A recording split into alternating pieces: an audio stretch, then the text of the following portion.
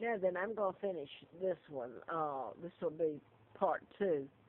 Uh, so there's nothing I can do. She told me, this is it, Melinda's way, that I didn't fit their criteria. I forgot. Still got the letters. I put them on YouTube. But she told me it wouldn't do me any good to try to pursue it because I was denied. It didn't matter that it's HUD, it's Section 8.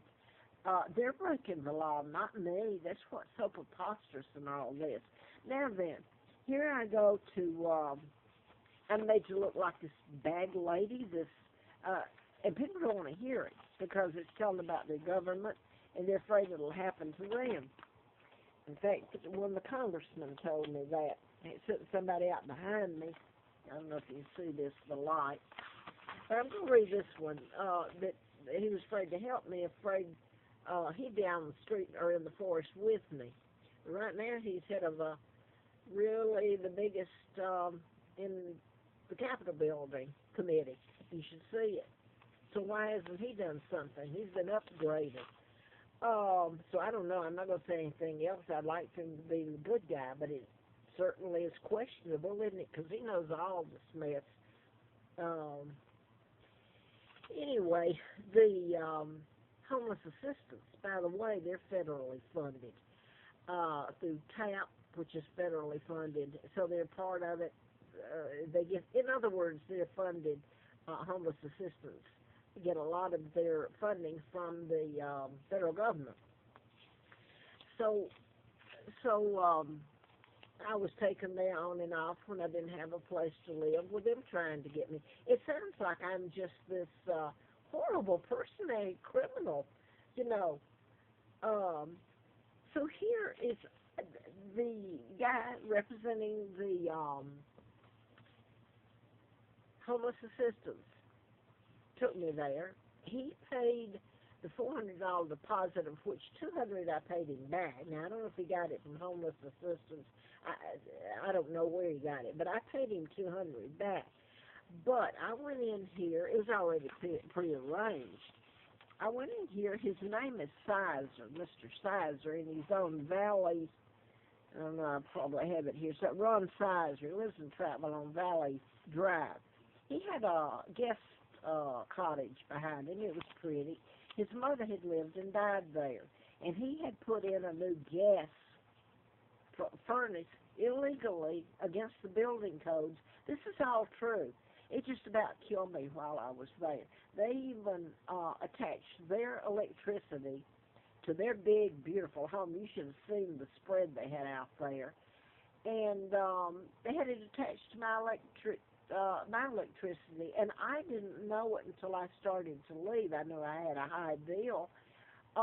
They would go out and feed their animals. It was to their barn, and they had animals in their barn. They'd go early in the morning, about 3 or 4 o'clock, when it's dark, and then at night again after it's dark, and have the lights. And I don't know if they had heaters, but this is just a sample of everywhere I've gone, what they've got them to do. Now then, I rented it unfurnished. So Ron Sizer, he left in the basement, and I didn't complain. I was so glad to get a place to live, and it was reasonably, should have been nice. It's the chemicals used deliberately. It's a horror story and what it's doing to done to my body. But here's what he did. Down in the basement where the sunk pump and all that is, and the washer and dryer, he left machinery that looked like it was out of the Dark Ages. I don't know, it had a saw and something on it. So he left an old sofa, and he brought it up for me to use when it was mildewed up the steps. So you never get the truth in this. It's weird how people are told to lie, and the agency or law enforcement get things on them or on their kids. So I'm the messenger. I'm getting killed, and it's okay to do it to me. Anyway, Sizer suddenly comes up. I lived there the last of middle of November the 22nd, which has something to do with this too. What happened on the 22nd, and I lived at Warren House Apartments. So you get into all this pattern stuff that you can't tell now. But anyway, I moved in, prorated it. I paid my rent. I've got the receipts. That was never a problem. problem was they're committing the crimes against me, assaulting me with chemicals. Now then, he suddenly comes up in March and puts an eviction notice and tells me he wants me out. Well, it looks like an eviction notice to me. And now I've called the Botetourt County, and they tell me there was no such eviction notice. He made it up himself. Well, I got news for you. He told me I had to be out. Here's just where I paid him once. And it's a month-to-month lease.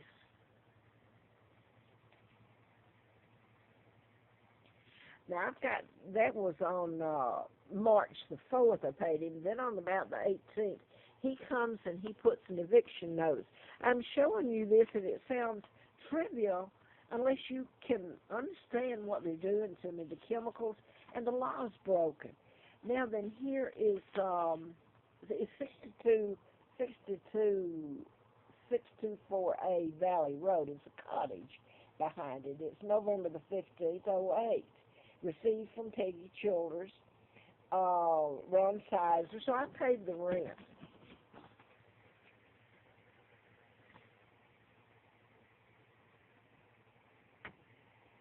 He told me that I had to be out, the eviction that looked real to me, and the fact that the police were there. They had how many cars sitting out there? Like I'm going to be able to hurt somebody or something? Here's the notice of termination and demand for possession. March 18th of 2009. Now I want to show you after I left, I assume this has been turned over to the credit bureau. He not only did not refund my deposit, and I want to say this now, this has been done at Edinburough, at the HUD. They should be locked up in prison for committing the assault and conspiracy of what they've done. Edinburough, Richfield, Joseph's Way, and then denied at Joseph's Way, Melinda's Melody, it's the same thing, more in Christiansburg, next to Virginia Tech where all the shootings happened, okay? Now then, here is what you would read. You wouldn't see anything that went on while I was there at this cottage in Troutville. Ron Sizer, here's what he said. By the way, how many months is that? About 3.5 months. I'm cleaned the place out totally. I mean, it was clean, spotless. I made sure there was the garbage was taken out. And by the way, the guy from Homeless Assistance he came and helped me take the few things out.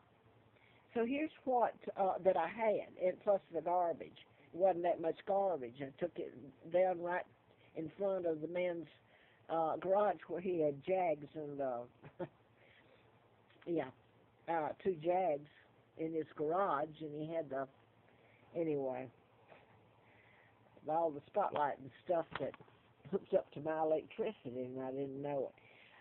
But here's where he, I guess he turned it over to the credit bureau, and I certainly was evicted. That's what it was to me. And the cops sitting out there, 2 or 3 around. It was 2 anyway. Okay, here's the lie he made up, and this applies to the rest of it. You left the rental unit April the 3rd of '09. Rent per day is $20, and you owed $60. I had to make 2 trips to the landfill to dispose of soil mattress and box springs, and 7 large trash bags you left on the porch cost $19. That's a lie. You know what really happened other than the mess down in the garage that he left, not the garage, in downstairs in the basement, the old machinery and all that, and sofa and mildewed stuff. I found out, I pulled down the stair thing from the attic, and in the attic was all his mother's furniture and clothing. It was mildew. It was so bad. So this man, he didn't tell any of this in here. And what it does to me, I'm allergic to chemicals. It would hurt anybody. But you don't hear this side of it, and this is what's happened in all of it. he even said I put a gash in the linoleum, and you should